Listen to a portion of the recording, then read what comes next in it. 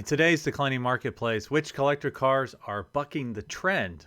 Which entry-level Ferrari is up over 45% in the latest 12 months? Which 1980s Sportster is up over 30%? What German truck is also up 30%? Now find out on this episode of the Collector Car Podcast. Okay, this is a call out to my listeners. I do not have a lot of sponsors for this podcast on purpose because I don't want to waste your time with products I am not crazy about. Well, I do have two that I am crazy about. The first one is LLC TLC.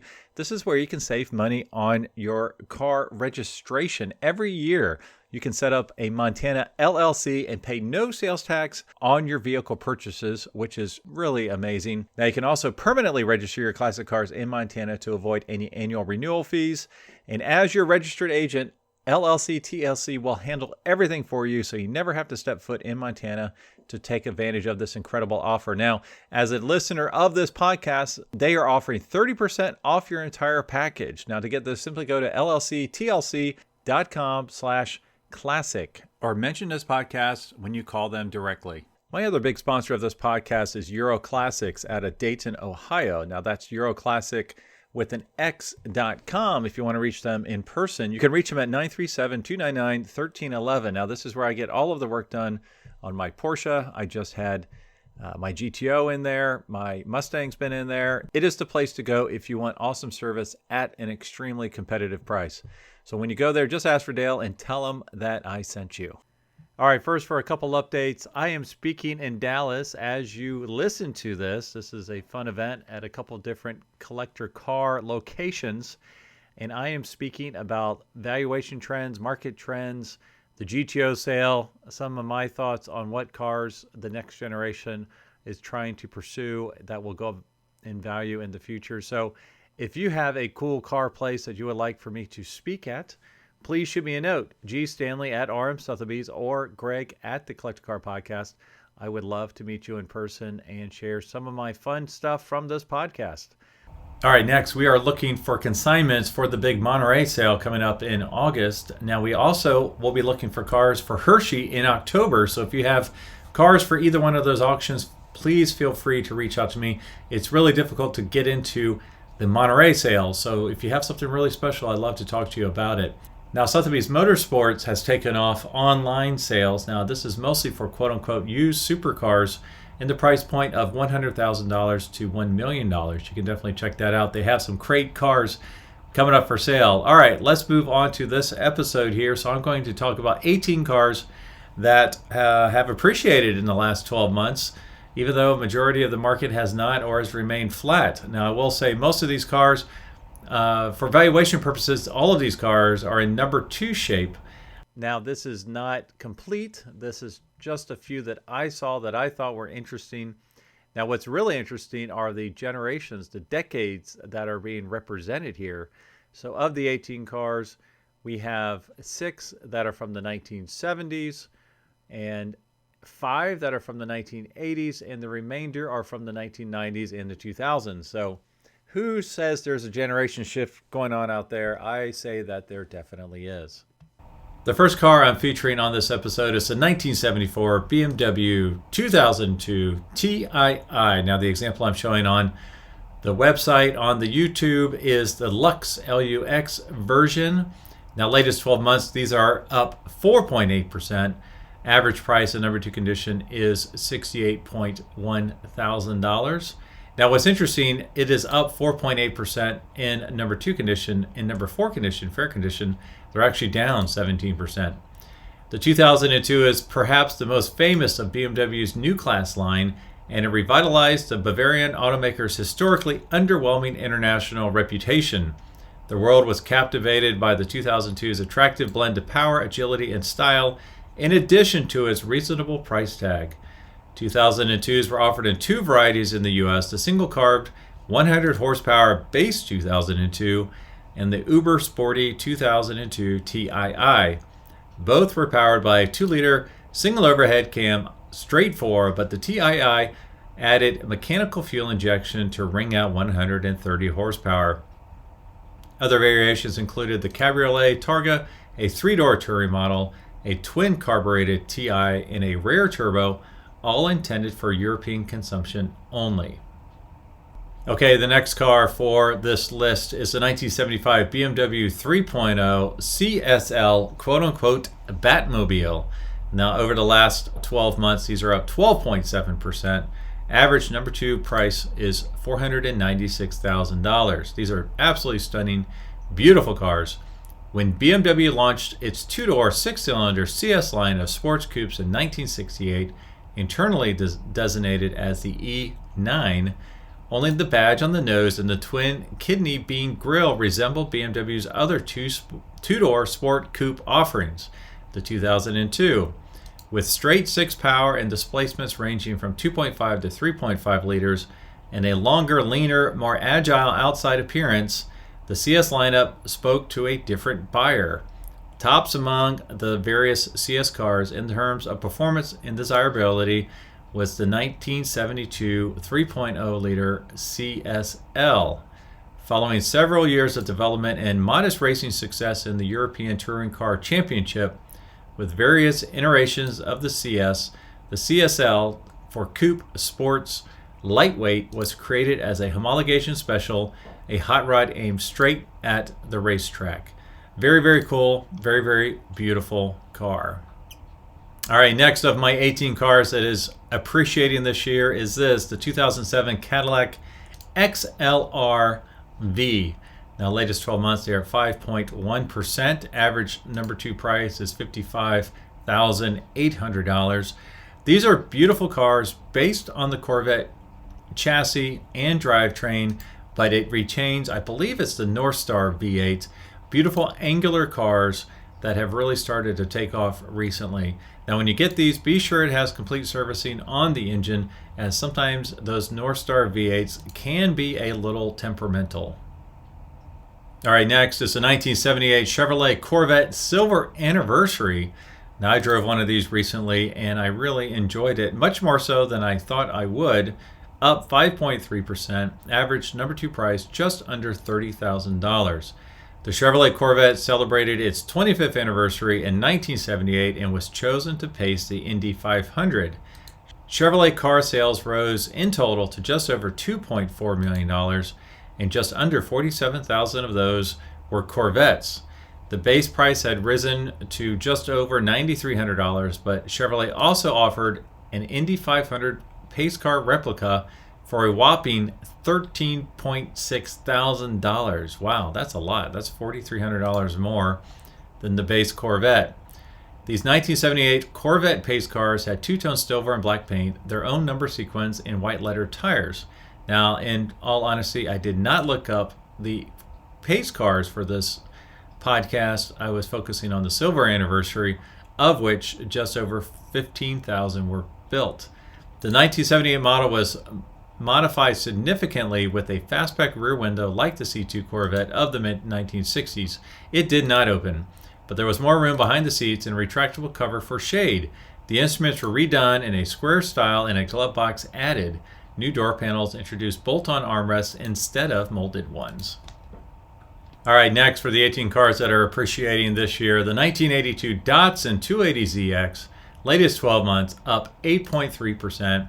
Number 2 condition, averaged just over 31,000 miles. The Datsun 240Z was a game changer when it debuted in late 1969. Reliable, fast, and a bargain, the Z instantly redefined what a sports car could be. For British and Italian competition, it was like the comet that killed the dinosaurs. Like anything else, however, all good things must come to an end, and by the late 1970s, the original concept was beginning to run its course. The 280Z was essentially a 240Z with big impact bumpers and fuel injection. Datsun needed something newer and flashier. Enter the 280ZX in 1978. Sports car purists who watched the Brock Racing Enterprise Datsun clean up were horrified. The ZX was a GT for the disco era with two-tone paints, T-tops, velour seats, and fancy stereos. It was certainly softer and less sporting, but it filled the niche well, and like the 260Z and the 280Z, was available in a 2+2 body, which the ZX seemed to fill out better than previous cars. Ironically, the 280ZX was raced successfully too, in some cases by actor Paul Newman. With added weight, performance predictably suffered. In order to deal with this, Nissan offered a turbocharger option starting in 1981 that raised the power output from 140 horsepower to 180 horsepower. Brakes and suspension were subsequently improved in 1982, making the last two model years of the Turbo the most performance-oriented of the 280ZXs. All right, next is the 1995 Honda Integra Type R. Now, if you're watching on YouTube, please ignore this picture. This is one of the Fast and Furious cars that was sold by Arm Sotheby's way back in Auburn Fall, back in 2011. Now, these, for the latest 12 months, have gone up 4%. Average price, $56.6 thousand. All right, the next car on our list is actually a truck, a sport ute, the 1999 Jeep Cherokee Limited. Latest 12 months, up 8.1%. Average price, $22,600. Jeep traditions are proudly held, dating back to the original Willys MB of 1941 and continue through the CJ series of today's Wrangler. Another integral part of Jeep's past is the 1984 to 2001 XJ Cherokee, the first American unibody compact SUV, which set the pattern for many imitators. It was sold in nearly every country in the world, and in true Jeep fashion, the XJ profile was recognizably the same from beginning to end. I always thought these were really good looking Jeeps.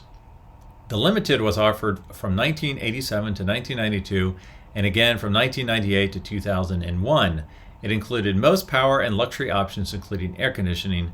It too was replaced by the Country between 1993 and 1998. The Sport ran from 1988 to 2001 with selective power and luxury options. The Classic appeared in 1996 and was replaced by the Limited in 1997.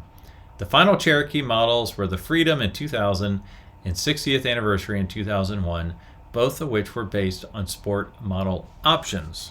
All right, next we're going to look at a couple Italian stallions. The first one, this 1974 Lamborghini Asta 400 GT Series 3, latest 12 months, up 9.3%. Average price, number 2 condition, $164,000. Lamborghini finally offered a proper 4-seat GT as a replacement for the 400 GT 2+2 when the Asta appeared at the Geneva Auto Show in 1968. This new coupe amazed showgoers with its lengthy and low proportions. The new Asta legitimately had room for 4 occupants, unlike most 2+2s of the day, and it was powered by the familiar Weber carbureted V12 that made 325 horsepower. The package could run a 7-second 0 to 60 sprint and could cross the continent at 155 miles an hour. In-period reviews of the Asta commended it for its leather appointments as well as an independent suspension that made for a very stable platform well into the 130 mile per hour range.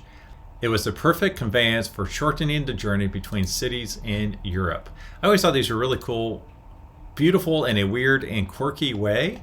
I would love to have one of these. I know the parts are really hard to find, especially some of the trim pieces and such, but very, very cool car. All right, next we are sticking with Lamborghini, the 1988 Lamborghini Countach LP 5000 Quattro Valve, up 14.2%, latest 12 months, number 2 condition, $731,000. All right, Lamborghini unveiled a prototype of its revolutionary Countach supercar at the 1971 Geneva Motor Show, with styling by Marcello Gandini, who already had the Mura to his credit. The exotic 5-liter V12 powered wedge, dubbed the LP500, had people talking. Enough that Lamborghini moved forward with production, and the Countach LP400 road car debuted for 1974.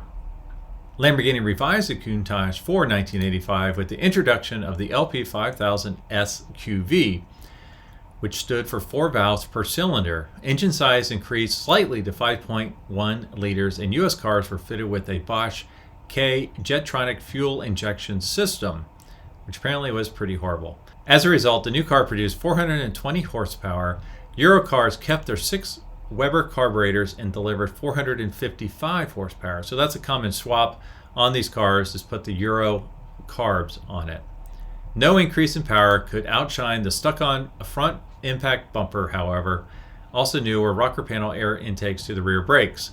So This is also where the Euro bumpers are typically put on in place of the US bumpers. All right, the next car, I do not have a picture of it, so I'm putting a sister car online.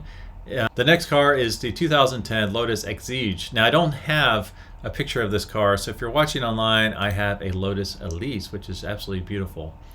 So let's see, this car is up 6.1%, latest 12 months. Average price, number 2 condition, $83,600. Really cool little Lotus. This is one that you'd want to find and really enjoy before these get too expensive, because they're still within a somewhat reasonable price range. All right, the next car I'm focusing on is the Magnum PI car, the 1989 Ferrari 328 GTS. Latest 12 months up 30.6%. Average price $175,000. 10 years after Ferrari launched the 308 GTB at the Paris Motor Show, the company gave the model a performance boost in the guise of the 328 GTB and 328 GTS. The two-seat mid-engine coupe and Targa also received minor exterior revisions that softened the angularity of the 308. In particular, the grille was brought forward to flatten the car's nose and the bumpers became bodied colored. In 1989, Ferrari replaced the 328 GTB with the 328 GTS with the new 348 TB and TS models. The new car was a departure from the 308 and 328 that came before it, being more in line with the cues established by the Testarossa. Ferrari 328s can be great fun to own and drive, provided you follow a preventative schedule of maintenance that includes the timing belts every 3 to 5 years. It is also wise to avoid cars with rust, as this can be costly to fix. More than 6,000 Ferrari 328 GTS models were manufactured, and more than 1,300 closed cars were produced, meaning buyers can afford to be selective. Okay, next we are sticking with entry-level Ferraris, and this is one I really don't think I've talked about before. The 1978 Ferrari Dino 308 GT4, latest 12 months, up 45.4%, average price just over $93,000. Ferrari introduced the 308 GT4 in 1973 under the Dino name as a mid-engine 2+2 stablemate to their successful Dino 246 GT, and it represented several firsts for the company. It was the first and only time that Bertone was to style a road-going production Ferrari, and as such, its web shape is distinctively different than the Pininfarina-styled cars that came before and after it. It was also their first mid-engine 2+2. Finally, the Dino 308 GT4 represented Ferrari's first true use of a V8 in a road car. This brand new 3-liter quad-cam 90-degree V8 motor had 4 Weber carburetors and made 250 horsepower in European tune. It was mounted with this 5-speed gearbox as a unit transversely behind the rear seats. The chassis was based on that of the Dino 246 GT, but with a longer 100.4-inch wheelbase, an independent upper and lower wishbone suspension at all 4 corners. The Ferrari Dino 308 GT4 is today a fine choice for the enthusiast who wants a wonderful handling mid-engine Ferrari with plenty of room for 2 and their luggage. It also inspires its driver with a wonderful carbureted V8 sound just behind the cabin. Like all cars in the 308 series, the GT4 requires a timing belt service every 4 to 5 years, but this is not nearly the maintenance or financial headache that folklore might indicate, provided the car has a strong service history and has not suffered from a life of deferred maintenance. These are really cool, beautiful cars. The example I'm showing online is actually like an off-white with a bright red interior, which is quite striking. All right, we're sticking with entry-level Ferraris. This next one is the iconic 1990 Ferrari Testarossa. I'm not going to go in depth on this one because I've spoken about the Testarossa so much over the last few years. Needless to say, latest 12 months, this one is up 11.1%. Average price just over $221,000. Now, we'll say entry-level. That is expensive for an entry-level car. I guess I should have clarified by saying V12 powered Ferrari. So this one has the big V12 engine in the back. Classic, iconic Miami Vice styling. Absolutely stunning car. All right, our next car is something really affordable. The 1985 Subaru Brat. Now this is the mini truck. Now this one, latest 12 months, is up 16.2%. Average price just over $23,000. In the late 1970s, Subaru was beginning to understand that all-wheel drive in a passenger car would become its signature feature and main selling point. Up to 1978, Subaru offered a line of small, inexpensive economy passenger cars and four-wheel drive station wagons. That year, the Japanese automaker introduced the Brat, a multi-purpose vehicle that would eventually rise to cult status. The Brat was based on the same passenger car underpinnings as the rest of the Subaru line, but was designed with a pickup truck bed similar to the concept behind the Chevrolet El Camino or Ford Ranchero. While the Brat nameplate reflected the irreverent and sporty nature of the marketing for the new vehicle, the name is also an acronym for Buy, Drive, Recreational, All-Terrain Transporter. I did not know that. That's very cool. Today, the Brat has achieved cult status among Subaru four-wheel drive enthusiasts, and it is prized for its small size and great capability. Enthusiasts have transplanted later Subaru drivetrains into the Brat, giving it far more power and upgraded the suspension to make the vehicle even tougher in off-road conditions. Get these while you can. All right, next, I won't go in depth, but it's a 1977 Saab 9.9 Turbo. This one has gained a lot lately, up 40% latest 12 months. Average price, $21,100. All right, moving on to the 1980 Triumph TR7. Now, this one has grown quite a bit the last 12 months in value, up 33.3%. Average price, $12,800. It is well settled that the last of the volume-produced traditional British roadsters to be designed was the Triumph TR6. Even in 1969, when it was introduced, it was obsolete.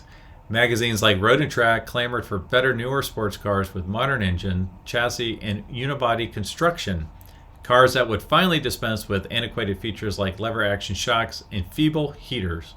In early 1975, Triumph finally introduced such a car on the TR7, which would be sold alongside the TR6 for about a year.